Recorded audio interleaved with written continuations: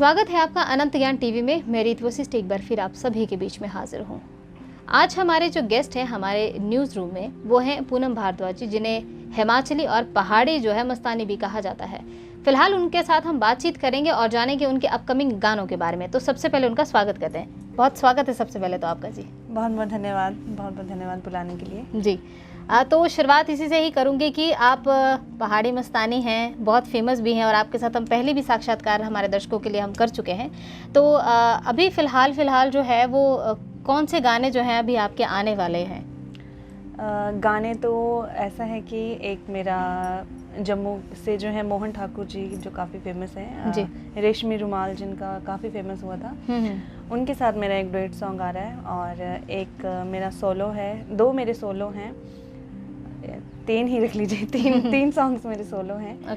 क्योंकि पीछे जैसे काफ़ी गैप जो था वो मैंने दिया था गानों को, और इसी दौरान मेरा जो चैनल था वो हैक हो गया था। तो उस जो सिचुएशन में मैं थोड़ा निकल नहीं पाई थी वहाँ से। तो अब मेरा है ये कि अब मैं बैक टू बैक 1 महीने में एक गाना ज़रूर निकालूंगी। तो अभी मेरे 3 सॉन्ग्स जो हैं वो पेंडिंग है, और एक ईशान भारद्वाज जी के साथ भी मेरा आ रहा है ड्यूट। जी। तो मतलब जो हमारी पहाड़ी मस्तानी है वो अपना जो स्टेप बाय स्टेप वो चढ़ रही हैं और महीने महीने गाने लेके आने वाली है हमारे दर्शकों के लिए। जी बिल्कुल लेके आने वाली हूँ। तो अभी जैसे आपने बताया कि गाने आपके जो हैं, तो हम शुरुआत आपकी थोड़ी मीठी आवाज़ से करेंगे ताकि हमारे दर्शक हमारे साथ बने रहें। तो कोई एक गाना जो अभी हाल फिलहाल भी रिलीज़ हुआ हो? अभी मेरा जो गाना पीयूष राज जी के साथ आया था वो, उसके मैं कुछ बोल आपको सुनाती हूँ जी। उन्हीं के द्वारा लिखा गया है वो गाना। मिलने जो मैं ता मिली लेना भलिया, मिलने जो मैं ता मिली लेना भलिया, बैरिया ने मिलना नहीं देना भलिया, बैरिया ने मिलना नहीं देना भलिया, बैरिया ने मिलना नहीं देना भलिया। तो इसमें आप मतलब ये कह रही हैं कि जो आपका अपना प्रिय है वो दूसरे से मिलने नहीं दे रहा है आपको? नहीं, ये अब उन्होंने लिखा है, मैंने तो गाने का काम किया है। जी, बहुत सुरीली आवाज़ है आपकी। तो हम जब आपसे बात करते हैं, इवन मैं तो आपके साथ वैसे ही बहुत कनेक्टेड हूँ पहले से, तो एक बहुत अपनापन सा लगता है जब आपके साथ बात करते हैं। आप स्टेज शोज़ बहुत करती हैं, तो किस तरह का माहौल आपके साथ वो रहता है? क्योंकि अभी शादियों का भी सीज़न चला हुआ है, तो कभी ऐसा नहीं हुआ होगा कि क्योंकि आप ज़्यादातर जगराते करती हैं? तो नहीं, जगराते तो मैं ज़्यादा नहीं करती, बहुत कम करती हूँ मैं, और मैं स्टेज शोज़ भी इतने भी नहीं करती। लेकिन हाँ, ये है कि जैसे जो लोकेलिटी में होते हैं या जो मेले हमारे कांगड़ा चंबा में जो भी होते हैं वो मैं करती हूँ, मतलब छुट्टी के हिसाब से, उसी के हिसाब से अगर अवेलेबिलिटी हो तो मैं उसी हिसाब से करती हूँ। क्योंकि आपको पता है मैं वर्किंग हूँ, और साथ में घर, फिर काफ़ी रिस्पॉन्सिबिलिटीज़ जो हैं वो होती हैं एक फ़ीमेल को, तो उस हिसाब से मैं काफ़ी मैनेज करना पड़ता है मुझे स्टेज शोज़ के लिए। बट हाँ, कर ही लेती हूँ ऑलमोस्ट कवर अप कर ही लेती हूँ, मतलब जी। तो आप जैसे सिंगर भी हैं और एक अध्यापिका भी हैं, आप संगीत की पारंगत हैं, उसमें हम आपके वीडियोस भी देखते रहते हैं। तो कैसे मैनेज कर रही हैं? घर भी, बच्चे भी स्कूल के, अपना भी एक छोटा बेबी है। वो बोलते हैं ना कि स्ट्रेंथ जो है वो वुमेन्स का काफ़ी एक वो उदाहरण है कि स्ट्रेंथ जो है वो खुद वुमेन के पास आती जाती है जी, वुमेन्स नहीं जाती हैं। क्यों? क्योंकि इसीलिए शायद हमें इतनी स्ट्रेंथ दी है भगवान ने, तो हो जाता है मैनेज। जी, अपने तो आप हो जाता है। ऐसा है कि महिला जो है वो हर तरफ से सशक्त है, चाहे वो किसी भी जॉब में हो, तो उसको घर आके अपना घर परिवार भी देखना है और बाहर के भी, क्योंकि आप खुद बहुत फेमस हैं, तो बाहर के लोगों से भी काफ़ी प्यार मिल रहा है आपको। यही कहूँगी कि मतलब आप घर पे भी वैसी हैं, बाहर भी वैसी हैं, लोगों से मिल रही हैं, तो सेम पूनम भारद्वाज वैसी है और घर पे भी वैसी है। घर पे कैसे? जी, मैं घर पे भी वैसे ही हूँ और बाहर भी। खुशनुमा माहौल है हमारे साथ, क्योंकि एक जैसे बात कर रहे हैं, मैं पहले ही कहा था कि बहुत अपनापन है हमारे आपस के बीच में भी, तो खुशी होती है जब हम साथ बैठते हैं। तो अब यही कहूँगी कि आप जिस तरह से मुस्कुरा रही हैं, आप गा रही हैं, तो लोगों का प्यार आपके साथ इसी तरह से बना रहे। चलिए आगे बढ़ूँगी और आपसे ये पूछूँगी कि लोक गायकों के ऊपर आपका क्या कहना है? जैसे आप ईशान भारद्वाज के साथ काम कर चुकी हैं और उनके साथ करे हैं, पीयूष राज जी के साथ आपने काम किया है, तो कैसा एक्सपीरियंस रहता है आपका उनके साथ? बहुत अच्छा जो है वो मेरा एक्सपीरियंस रहा है इन लोगों के साथ, सभी के साथ। और बहुत अच्छे पीयूष राज जी तो खैर हमारे लेजेंड हैं चंबा के और हिमाचल के वन में कहना चाहूँगी।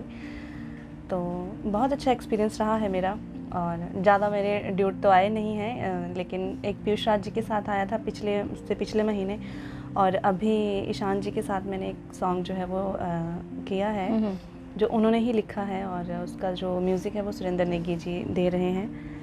तो काफ़ी अच्छा, अब देखते हैं लोगों को हमारा ये कॉम्बिनेशन जो है वो पसंद आता है या नहीं, क्योंकि मैं ये कहना चाहूँगी मेरी जो मैक्सिमम जो मुझे ऐसा लगता है कि जो मेरी वॉइस है वो डीजे वाले गानों के लिए नहीं बनी है शायद। तो देखते हैं क्या होता है, कि सुनने लायक है मुझे ऐसा लगता है, बाकी लोगों को ज़्यादा पता है। हाँ, क्योंकि आपका जो साउंड है एकदम ठहराव वाला है, क्योंकि सॉफ्ट सा है, लोग उसी को ही ज़्यादा पसंद करते हैं। कंट्रोवर्सी की बात करूंगी अब मैं आपसे कि अभी मिंजर मेला ख़त्म हो गया है, आपने एक प्रेस कॉन्फ्रेंस भी की थी जिसमें आपने बताया था कि किस तरह से आपके साथ ये हुआ।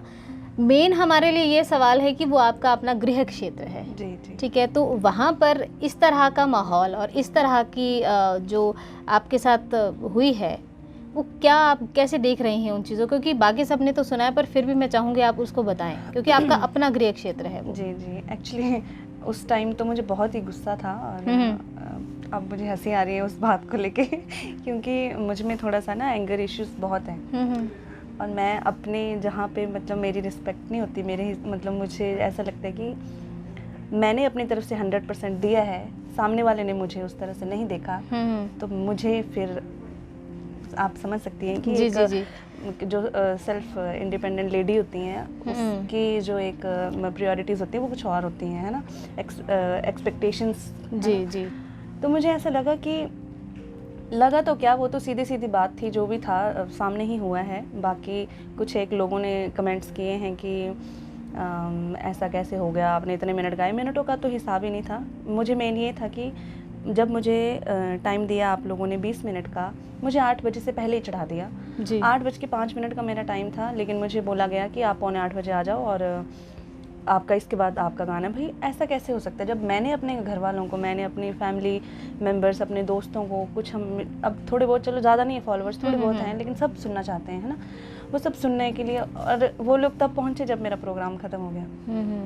एक तो आपने स्टेज पे मुझे पहले चढ़ाया, फिर उसने जो एंकर था वो मुझे पहले बोलने लगे कि आपके 10 मिनट हैं, तो मैंने बोला कि 20 मिनट जब दिए हैं मुझे तो मैं उसी हिसाब से आऊँगी। यार सीधी सी बात, 10 मिनट तक गाने का तो मतलब ये है कि आप 10 मिनट में हाय हेलो करते ही हो जाते हैं आपको, है ना, 5 मिनट तो ऐसे हो जाएंगे, फिर गाना ही क्यों है ना, सीधी सी बात मेरी। तो जब हम इतनी जगह मतलब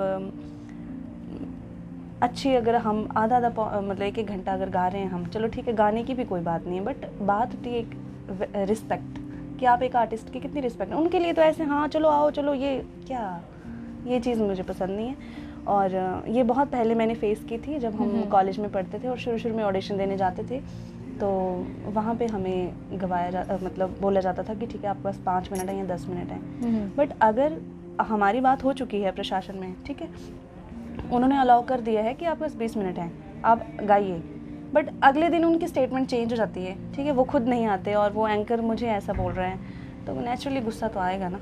और जो मेरे साथ ट्रीटमेंट की गई, वो ये मेरे साथ पहली बार हुआ है कि मैं गा रही हूँ, हाँ, और किसी ने बोला कि आपने खुद थैंक यू किए जब म्यूज़िक बंद हो गया, ऑब्वियसली, और ऐसे पॉइंट पे बंद हुआ कि फिर उस टाइम मैंने बोला, मैंने सोचा हो गया होगा टाइम।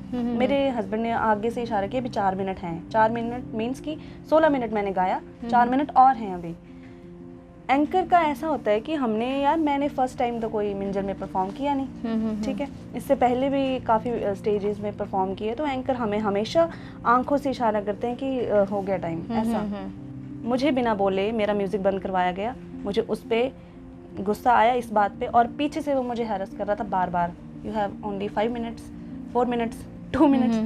आप मेरी वीडियोस देखना मिंजर की, उसमें मैं बार बार पीछे मुड़ के देख रही हूँ, वो मुझे ना मतलब डिस्ट्रैक्ट कर रहा था उस चीज़ से कि अब इतने मिनट रह गए हैं तुम्हारे पास, अब इतने, ये क्या था ये।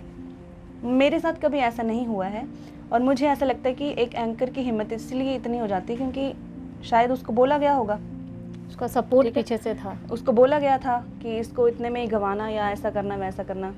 ऐसा नहीं होता है। अगर आपने आर्टिस्ट बुलाए हैं, अगर आपने प्राइम टाइम दिया है तो उसी टाइम में गवाइए। 20 मिनट से ज़्यादा हो जाते ना, तब मैं मानती कि यार मैंने ज़्यादा गा लिया, तो म्यूज़िक बंद करवा दिया। जी जी। चलिए, हमारी मस्तानी जो है वो काफ़ी गुस्से में भी थी हो सकती, क्योंकि आत्मसम्मान एक ऐसी चीज़ है एक महिला के लिए जो वो कहीं पर भी अपना दाव नहीं लगा सकती हैं। तो थोड़ा सा माहौल हम हल्का करेंगे, ठंडा करेंगे, और आपसे गीत सुनना चाहेंगे एक और। जी, कौन सा सुनना पसंद करेंगे? चलिए एक आपको एक पहाड़ी ही सुनाती हूँ। जी, चंबा का गीत सुनाती हूँ। कपड़े अधोआ छम छम रोआ कुंजुआ,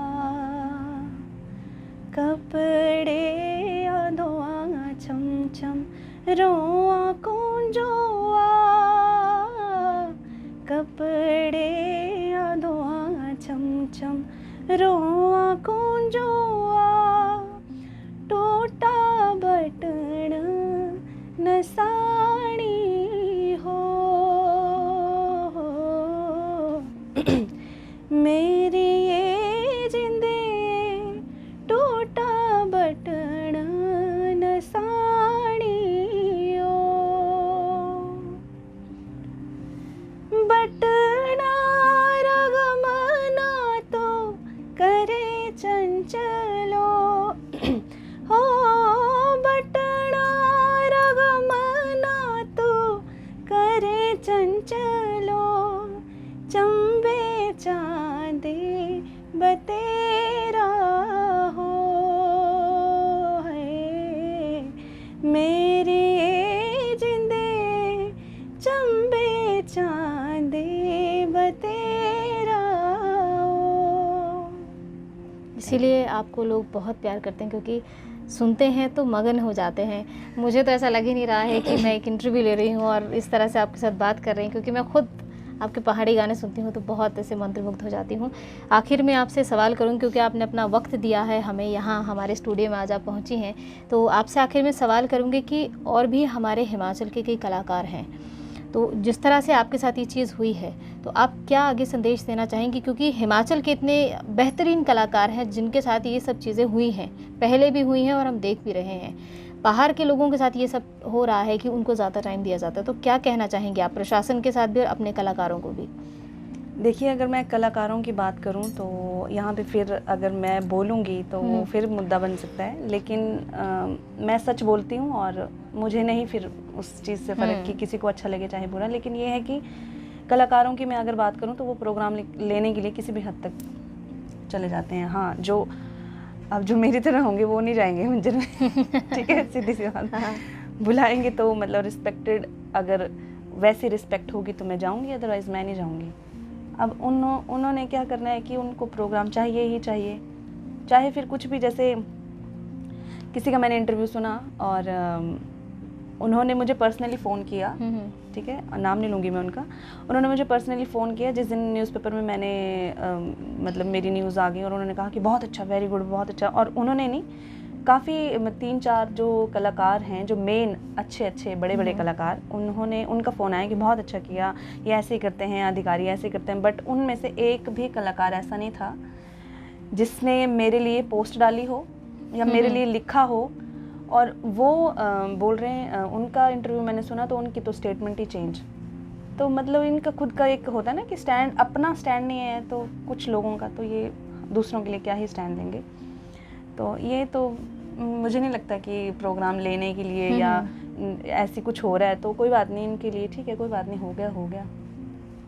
नेक्स्ट ईयर हम टाइम का ध्यान रखेंगे, ऐसा हो सकता है, ऐसा बोलेंगे। ये अपना नेचर है, हो सकता है उनको ऐसे ही ठीक लगता है, उनको प्रोग्राम लेने हैं तो लेने हैं।